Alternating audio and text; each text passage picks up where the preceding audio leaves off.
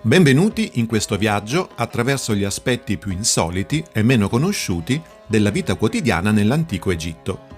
Dimenticate le piramidi e i faraoni. Oggi scopriremo come viveva realmente la gente comune. Partiamo dalla tavola egizia. Contrariamente a quanto si potrebbe pensare, gli antichi egizi non vivevano solo di pane. La loro dieta era sorprendentemente varia e raffinata. Mangiavano dolci decorati con miele e semi di sesamo, che erano considerati un vero lusso. Il pane era un elemento centrale della loro dieta. Era così importante da essere usato come valuta. Ma non era il pane morbido a cui siamo abituati oggi. Era spesso fatto con farina di orzo e farro e poteva essere abbastanza duro, talvolta causando l'usura dei denti. Le proteine provenivano principalmente da legumi, come lenticchie e ceci, ma anche da pesci e uccelli del Nilo. La carne, in particolare quella di manzo e anatra, era un lusso riservato alle classi più elevate. Le verdure erano un'altra importante componente fondamentale della loro dieta. Cipolle, aglio, porri erano non solo alimenti di base, ma anche usati per le loro proprietà medicinali. E non dimentichiamoci della frutta. Fichi, melograni e datteri erano dolci prelibatezze apprezzate da tutti. Infine la birra, che era la bevanda quotidiana per eccellenza, consumata da uomini, donne e persino bambini. Non era solo una fonte di nutrimento, ma anche un elemento sociale importante nelle feste e nei riti religiosi.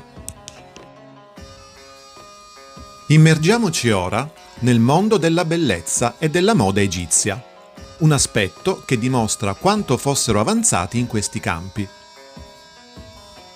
Gli egizi non erano solo ossessionati dall'aspetto estetico, ma avevano anche una comprensione sorprendentemente moderna dell'igiene e del benessere. Uomini e donne usavano cosmetici con grande abilità. Il kohol, fatto con polvere di galena, non solo serviva a definire gli occhi, ma si credeva avesse proprietà protettive contro il sole e contro gli spiriti maligni. Il rosso ocra veniva utilizzato per colorare guancia e labbra. Era un precursore del moderno rossetto. Le parrucche erano un altro elemento distintivo della moda egizia. Realizzate con capelli umani o fibre vegetali, erano indossate sia per motivi estetici, sia per proteggersi dal caldo e dai parassiti. Le parrucche più elaborate erano simboli di status e ricchezza. I gioielli erano di grande importanza e venivano indossati da entrambi i sessi e tutti i ceti sociali. Collane, bracciali e anelli erano spesso realizzati in oro e incastonati con pietre preziose. Anche i meno abbienti indossavano gioielli, sebbene fossero fatti di materiali più semplici come il rame o la ceramica.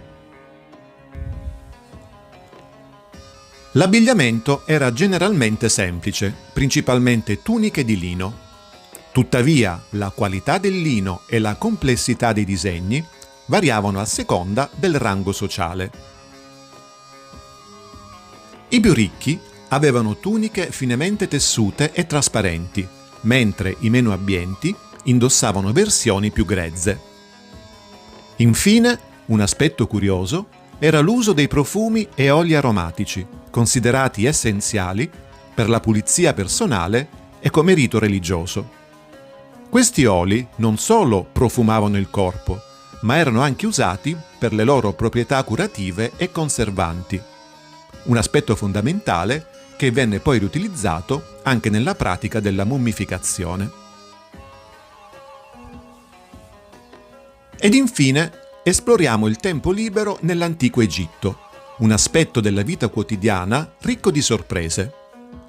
Gli egiziani non solo lavoravano duro, ma sapevano come godersi i momenti di svago con varietà di attività ricreative.